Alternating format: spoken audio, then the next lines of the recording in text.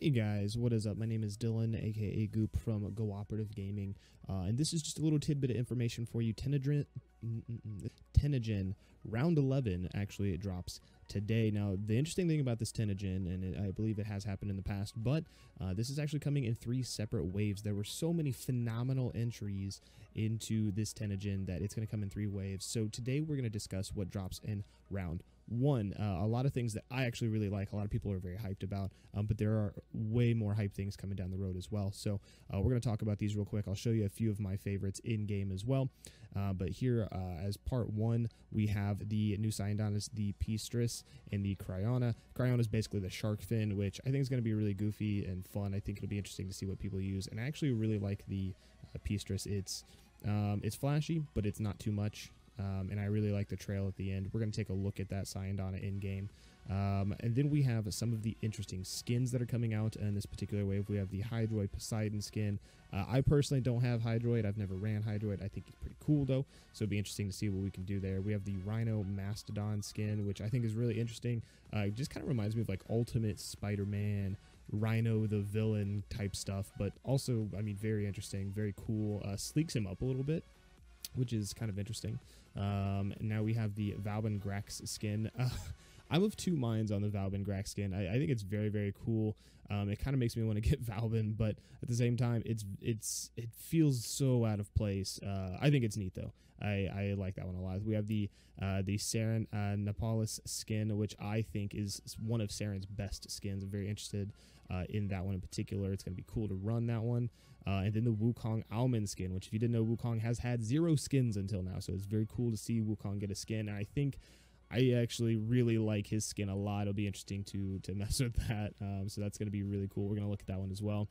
Now looking at here, we have weapon skins, which I actually really like. We have the Forces Polearm, which I actually think it really reminds me of Final Fantasy 15, the Poseidon Trident, if you will. I really like that a lot. It's very sleek, very cool. Throw that on your castle war, if you will. It'd be really interesting. The Gallatin Majesty skin, which is interesting, to say the least. It looks really small in this image, actually, but I like it. It's very sleek. And then the Darrow sword, which not much to say. It's kind of a bland skin to me, but I'm sure somebody out there likes it, so that's very cool as well. And then another Oberon helmet, which to me is really similar to some of the Oberon helmets we've had in the past, but still Oberon needs some love, so we'll go ahead and give him some Oberon love as well. And then of course we have some general additions. There have been some things that have been added. So the War Within choice scene, so you can now capture during the War Within like Snowtop Mountain area, which is very, very cool. You haven't been able to do that in the past, and I think that's a really beautiful scene, one of the best in the game that needs to be looked at. We have melee weapons. They'll now display a block damage reduction stat in the arsenal. That is something that was not previously in. So if you are running Aegis, for instance, other weapons, you'll be able to see your block damage, which is really, really cool. And then there's a little bit more variety to dynamic weather in the plains. So winds will become stronger when it's really pouring. So rain and wind are going to be sort of 2 different effects that go on, which is going to be cool. And then there have been some changes to the market. So categories, home has been renamed to categories, which makes sense. The drop-down icon has changed to an arrow, a little quality of life stuff. They renamed the first category in the drop-down menu to featured, which also makes more sense, very fitting. They've updated the icons. The Tennogen tab in the market has individual categories to organize and sort the amazing growing collection of Tennogen. Any way they can support Tennogen, very appreciated, very helpful. And then Warframes and weapons that you've fully ranked up will now display a mastered label in the items panel. I think that's cool. So there's a lot of other changes and fixes. I'm not going to go through them all, but it's a lot of very good stuff in here. Conclave changes, general changes, for instance, we can pick fixed enemies not spawning during the defense portion of the War Within quest. I know that's ailed a few people. Fixed getting no additional damage from Excalibur's passive when using Excalibur with a sword or rapier zaw. So some bug fixes and things. Very nice that they rolled this out in a nice tidy package with Tennogen as well. So let's take a look at those Tennogens here real quick. We're gonna boot on over to the gamers, my beautiful Excal that I love so much. But we're going to take a look first at Saren, which I really am excited to run with. So I'm running Saren right now. I took all of my, all the stuff that I had on her off, so all the Syandana and whatnot. And we're just going to work on, for now, her appearance. So the new Tennogen skin is the Nepalis skin. Gives her a little bit of this hair sort of texture here, and actually to me adds a lot more textures as far as as like the different colors go. It'd be interesting to run with that. So that's kind of what that looks like. Nice little bun in the back with a flower. So anyone who's a real fan of Saren, I think, will like this. Next to the Orphid skin, I think it's my favorite. The Orphid's neat in its own way, but this is definitely a very different type of Saren skin. So very much enjoy this one. So I will be purchasing that one very, very soon.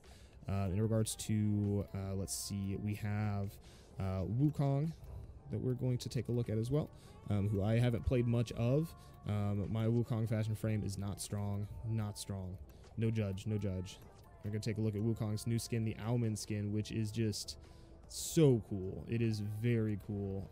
Really like the helmet on it in particular, as well as the way the armor sort of looks. It almost makes him look like an Evangelion or some sort of mech robot. I really like this one a lot, actually. So that will be one that goes on the old purchase list as well.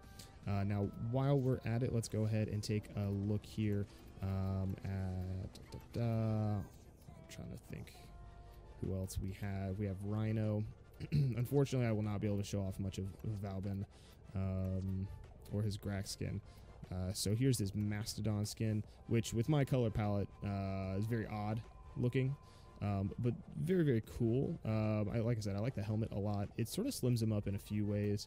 It still gives him this weird Rhino area down here, but yeah, very interesting to see how he colors. It seems like his secondary color actually, or his tertiary, takes a bigger front seat on this one, so it'll be interesting. I think the Galatine Skin is still one of my favorites, but Mastodon is still very, very cool. Job well done out there.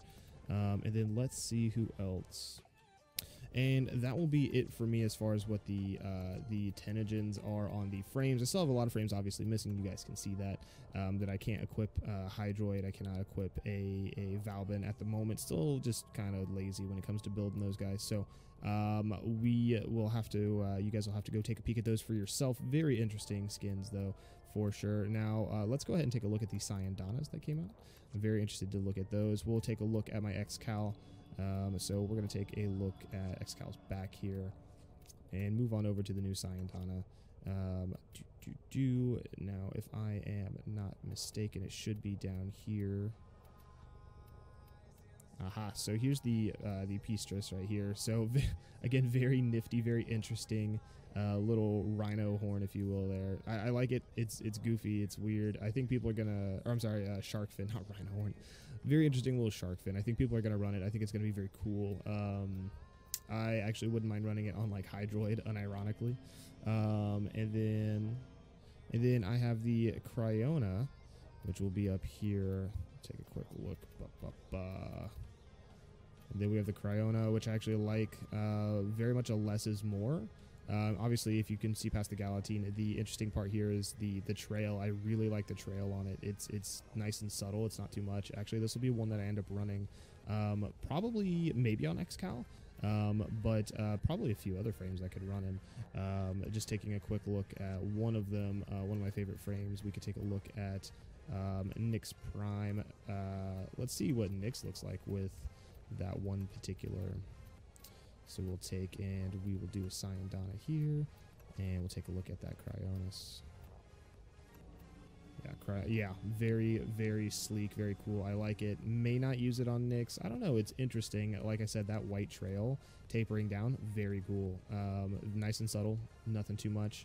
It may suit well a Valkyr or an Ember. I like to be pretty minimalistic on Ember, so it might be an interesting thing to use on Ember. So that is Tennogen Round 1 for now, kiddos. Like I said, there is the Galatine Skin as well, which you could take a quick peek at. I wonder, actually, if it is up. Yes, this is the Tennogen the Majesty Skin. So this is the Gallatin Majesty Skin. Very, very cool. I like it. As opposed to the normal, there's the difference there. It changes its basic structure. The hilt looks really different. I like it. It really has some nice accents to it. So that is the Tennogen right now. That being said, thanks guys for stopping by. I hope you enjoyed. If you are excited for Tennogen Round 2, drop something in the comments down below. Hit that sub button. And yeah, keep supporting the creators out there making these wonderful Tennogens. They're just taking their free time in hopes of getting picked up and putting it into one of their favorite games. It is really awesome to see the creations they come out with. And as you guys know, there are some more amazing things coming in Tennogen Round 11, Part 2 and Part 3. It's going to be really cool, so you guys stay tuned. We'll be covering that stuff as it comes out. That being said, if you guys enjoy the content here, hit that sub button, drop a comment down below, leave a like. I'd appreciate it. And I will see you guys next time on our next video, whatever that may be. So I'll talk to you guys later.